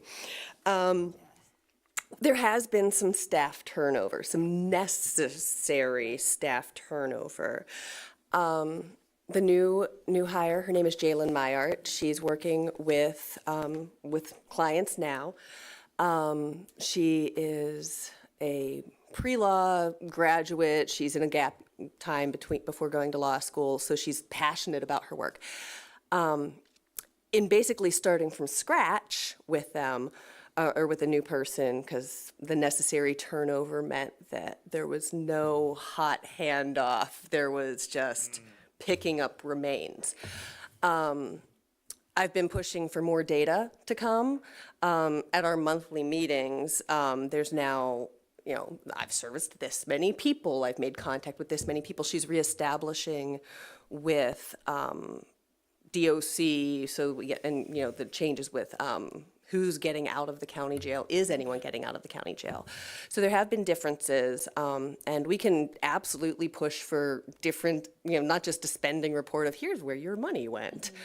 We could push for more of that.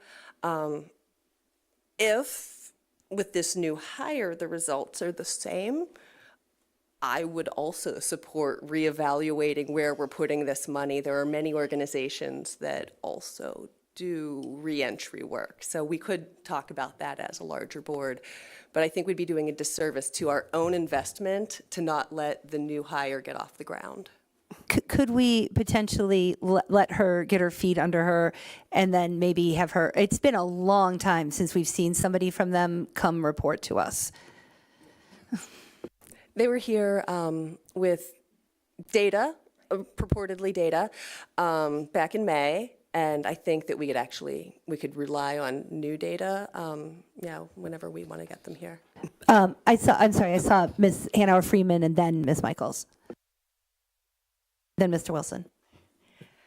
I can follow up with the sheriff on this because it may be a longer discussion, but just wanted to raise the question of how much the sheriff's office is involved in reentry, and I'll speak to that briefly. Two people within corrections are involved tangentially at this point. Captain Bogus attends the monthly meetings, and she's also helping to guide.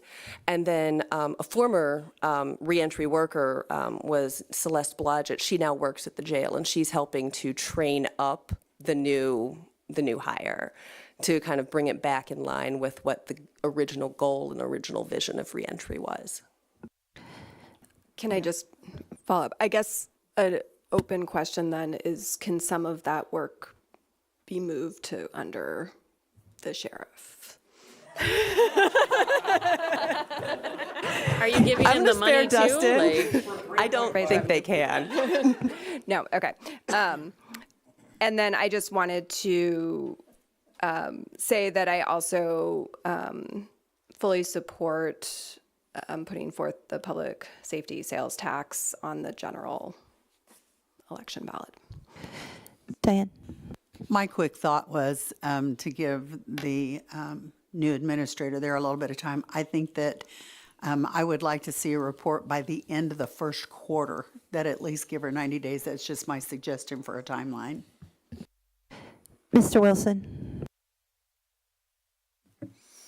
Thank you. 2 points. One is, I'm okay with hearing about a possible change with respect to the elected officials, which I'm familiar with that. I'm familiar with what the law says about that. So I'd like to make sure that we really thoroughly discuss the pros and cons and the consequences. And also, what are the details behind the reporting relationships should those elected officials no longer be elected officials? And then we really do owe it to those individuals that put their name on the line and their family on the line, which is, it's not that easy to run for public office, right? It could be dangerous, really. But anyway, we owe it to the two individuals on the Democratic side for the primary for coroner, and the one individual on the Republican side, and then for the other individual that's running on the Democratic side for auditor. So we really owe it to them, right? Can't just do this behind their backs, which I don't think we are. We just got to make sure it doesn't appear that we are, right? So enough said for that. I do have a lot of opinions about it, but I'm just not going to share it right now. But anyway, thank you for bringing that up. And then the third item is, I think we're missing, what are we going to do with the Veterans Assistance Commission? And so we've talked about PTEL, we've talked about safety sales tax, but we have not talked about how the law makes provisions for the Veterans Assistance Commission, right? Because it can come from three sources. It can come from a direct tax, it can come out of the general fund, or it can come out of just grant funding. So I think we would be remiss to not discuss our strategy for that.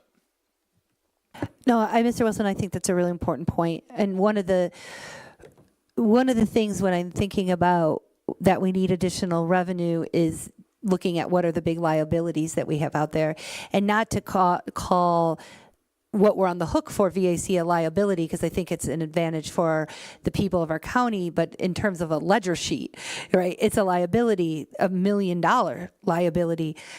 The public safety sales tax, my understanding of the amount of revenue that it would bring in would be enough to do the kind of things that the sheriff is talking about in his memo, but also to offload enough of the sheriff's side of the operation that is currently resting on our general fund to give some space, as Mr. Farney said, to give some space to some of our other general fund departments, but also to fully fund VAC at the rate that, like, it would enable us, if VAC came and said, we want what the statute says we get, we would then be able to do it. If they came to us now and said that, to be blunt, I'd be like, okay, so who we laying off, right?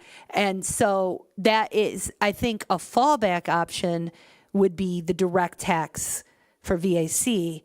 If public safety sales doesn't work for some reason, we could then always later go after a direct tax for Veterans Affairs, but that would only shore up Veterans Affairs. It would leave the rest of everything. It would just take that liability off our ledger, basically, if that passed. So I think that, at least in my opinion, that should be our fallback plan. If we don't do public safety sales tax, I'm going to be honest, we got to go after the direct tax that the cleanup language for the VAC stuff allows us to do, because that can't just be out there, right? Like, eventually they're going to come ask for their money, as you know, as they should. They've got the right to, but we just can't. But that has definitely been, at least in my thoughts about this, and I'll say I'm with Mr. Farney. I will publicly support a public safety sales. I don't think this is a shocker to anybody. Public safety sales tax, and I also want to, though, I do think Mr. Thorsland brought up that we are going to be faced with people that say we don't want taxes. But I'm going to be honest, we also are going to be faced with people who are going to push back against funding law enforcement. And I think we need to be, I think the memo that the sheriff gave, the detail with which he gave it, I think that no matter who you are and what constituents you represent, there's something in there that all of our constituents value. This isn't just, it is primarily to better serve the people in the unincorporated counties, because that is who the sheriff serves.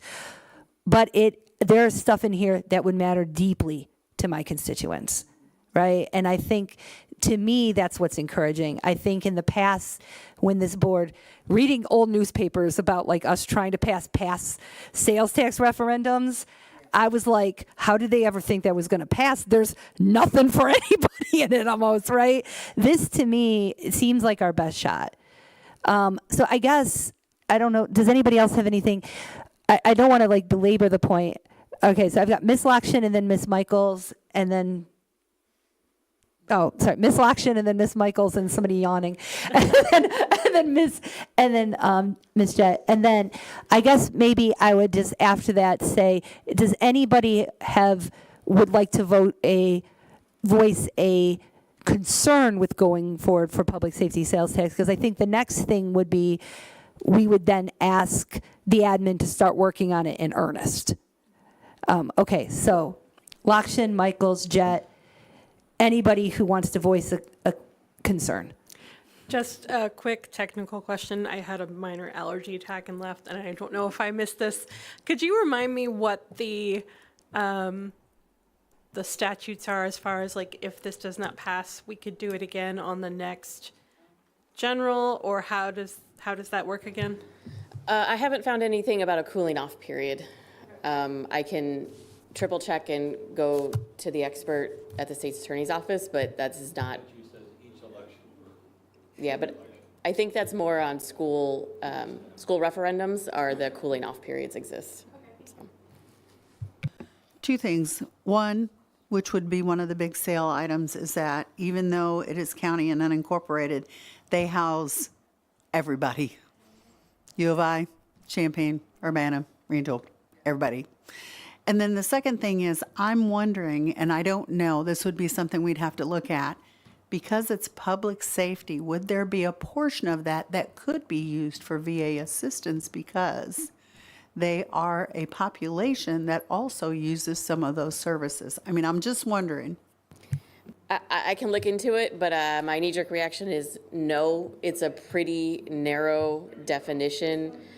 We spend a lot of time having to split bills, and but I can check. But to that one of the steps that we would have is we would have the state's attorney civil side work really carefully with admin to look at our entire budget as it currently stands to figure out what expenses would be eligible for public safety sales tax, because some of this is also budget relief, right, for the other departments. I mean, I'm not saying that Dustin Shop is an anchor dragging us all. But he is by far the most, you know what I mean? It's expensive, right? And understandably so. It's an expensive operation that is continually getting more burdens put on it by the state legislature and therefore becoming more expensive, right? And so I do think, but definitely the VAC has been in the mix in terms of our conversation about how do we go forward. Thank you again. What I would like to see at the county board meeting, whenever next time we talk about the tax, is just not a promise to figure out where the other relief can come from the other departments, but to have some sense of plus or minus 10%, plus or minus 5%, what relief comes out of the other departments. Does that make sense? Because I don't actually right now can, in my mind, a 0.25% sales tax equals X amount of dollars, and 1.2 million, 1.3 million for, based upon his memo, here goes to the sheriff's department or something like that, how I read the memo. Where does, I think that's what, was it 1 point something? But anyway, or you could reread it, just remind me what it says, but then where does the balance go and how is it allocated? Does that make sense? I totally agree. I think that's a pretty heavy lift, and we didn't want to ask the admin to start lifting that boulder until there was some assurance that the board was actually interested in this. Like, we don't want them to go way down that sort of analytical path and then us be like, yeah, we're not doing that, right? So does anybody have any, we'll have lots and lots of chances between now and if we put this on the general election August to discuss this more in detail. Is there anybody that wants to pump the brakes? Because it seems to me that this train is going down a track. Recognizing that there are some folks that aren't here, so they might retroactively try to pump the brakes. I want to say this. I found this discussion tonight to be incredibly productive. I think that this is the most encouraged I've been in a long time about the long-time financial prospects of the county.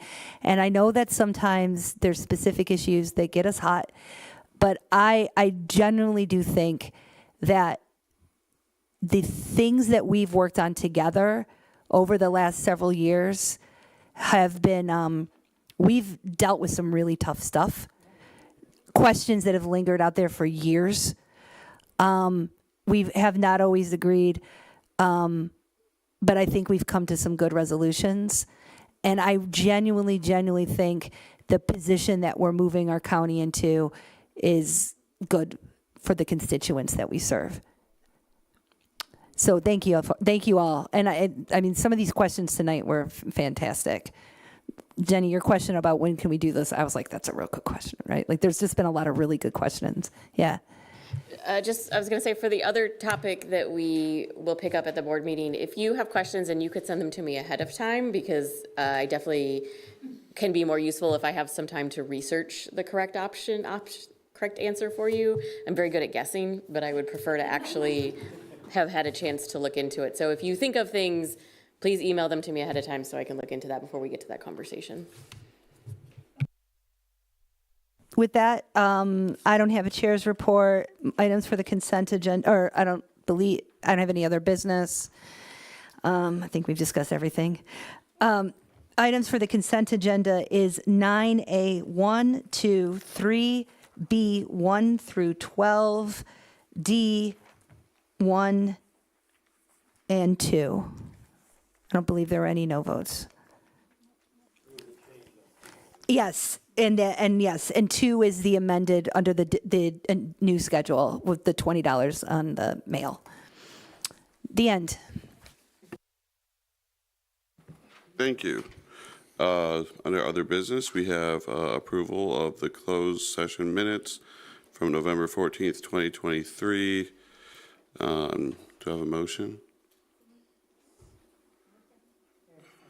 So much pressure. I'd say Beth and Eric. Just want to make sure that it's noted that that needs to be corrected as well for my no vote on going into closed session. All right. We can't really discuss. Chris. Thank you. I noticed a sentence that was kind of written a little wonky. Was this in the minutes? This was in the minutes of the closed session. Yeah, Chris, we can't talk about that.